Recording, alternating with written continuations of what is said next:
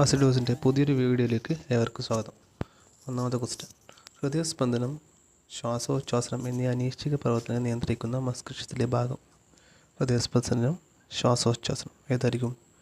Medulla ഒബ്ലാങ്കറ്റ. Medulla ഒബ്ലാങ്കറ്റ. Medulla ഒബ്ലാങ്കറ്റ. Medulla ഒബ്ലാങ്കറ്റ. അടുത്ത question: ചുവടെ കൊടുത്തിരിക്കുന്ന വൈറസ് രോഗമല്ലാത്തത്. ചുവടെ കൊടുത്തതിന് വൈറസ് രോഗമല്ലാത്തത്: നിപ്പ വൈറസ് രോഗമാണ്, എയ്ഡ്സ് വൈറസ് രോഗമാണ്, ചിക്കൻ ഗുനിയ വൈറസ് രോഗമാണ്. അല്ലാത്ത ഡിഫ്തീരിയ, അതായത് ബാക്ടീരിയ രോഗമാണ് ഡിഫ്തീരിയ. അടുത്ത ക്വസ്റ്റ്യൻ: മനുഷ്യ ശരീരത്തിലെ യുവത്വ ഹോർമോൺ എന്നറിയപ്പെടുന്ന ഹോർമോണാണ് തൈമോസിൻ. യുവത്വ ഹോർമോൺ തൈറോസിൻ. അടുത്ത ക്വസ്റ്റ്യൻ: പോളിയോ എന്ന രോഗം വരാതിരിക്കാൻ നൽകുന്ന വാക്സിൻ ഇവയിൽ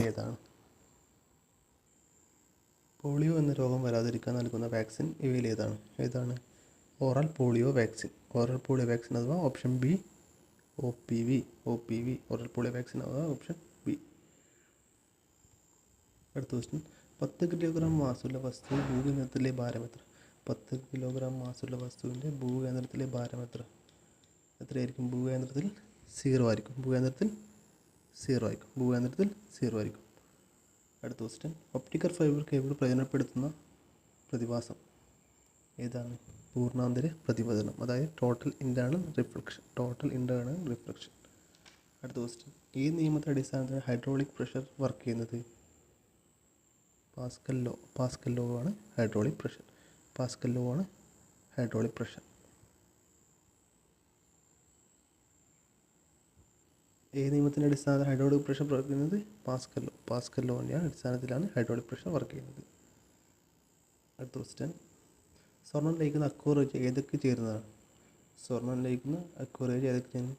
നൈട്രിക് ആസിഡും ഹൈഡ്രോക്ലോറിക് ആസിഡുമാണ് സ്വർണ്ണം ലയിക്കുന്ന അക്വറിയസ്. അടുത്ത ക്വസ്റ്റ്യൻ: ഏറ്റവും ഇലക്ട്രോനെഗറ്റീവായ മൂലകം?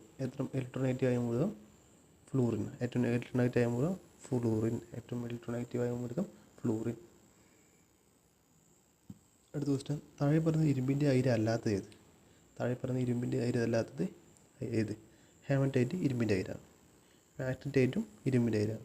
സിഡറൈറ്റും ഇരുമ്പിൻ്റെ അയിരാണ്. അതായത് ബോക്സൈറ്റ് എന്തിൻ്റെ അയിരാണ്? അലുമിനിയത്തിൻ്റെ അയിരാണ് ബോക്സൈറ്റ്. അടുത്ത ക്വസ്റ്റ്യൻ: തിരുവിതാംകൂർ മുസ്ലിം മഹാജനയുടെ സ്ഥാപകൻ ആരായിരിക്കും? ഓപ്ഷൻ സി വക്കം അബ്ദുൽ ഖാദർ മൗലവിയാണ് തിരുവിതാംകൂർ മുസ്ലിം മഹാജനയുടെ സ്ഥാപകൻ. മലയാള ഭാഷയിൽ അച്ചടിച്ച ആദ്യത്തെ പുസ്തകം? സംക്ഷേപ വേദാർത്ഥം. അടുത്ത ക്വസ്റ്റ്യൻ: താഴെ കൊടുത്തിരിക്കുന്ന സംഭവങ്ങളുടെ ശരിയായ കാലഗണന കണ്ടെത്തുക. ഏതായിരിക്കും? കുറിച്യകലാപം, വേലുത്തമ്പി കലാപം, മലബാർ കലാപം, ചാന്നാർ ലഹള. ഓപ്ഷൻ എ ആണ്.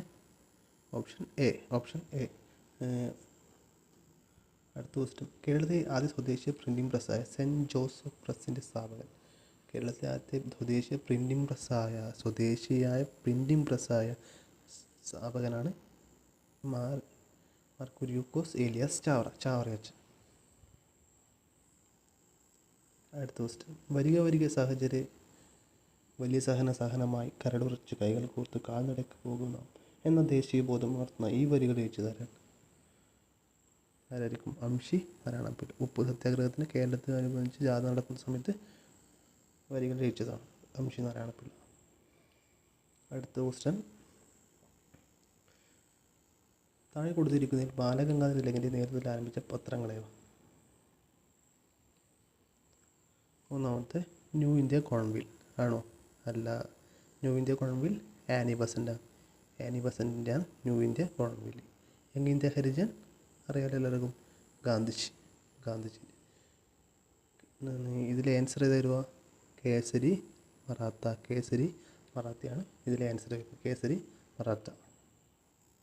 അടുത്ത ക്വസ്റ്റ്യൻ, താഴെ കൊടുത്തിട്ടുള്ള പ്രസ്ഥാനം ലാഹോർ കോൺഗ്രസ് സമ്മേളനവുമായി ബന്ധമില്ലാത്തത് ഏത്? ആദ്യം നമ്മൾ നോക്കുന്നത് ലാഹോർ കോൺഗ്രസ് എപ്പോൾ നടന്നത്? 1929. അടുത്ത ക്വസ്റ്റ്യൻ, താഴെ കൊടുത്തിട്ടുള്ള പ്രസ്താവന ലാഹോർ കോൺഗ്രസുമായി ബന്ധമില്ലാത്തത് ഏത്?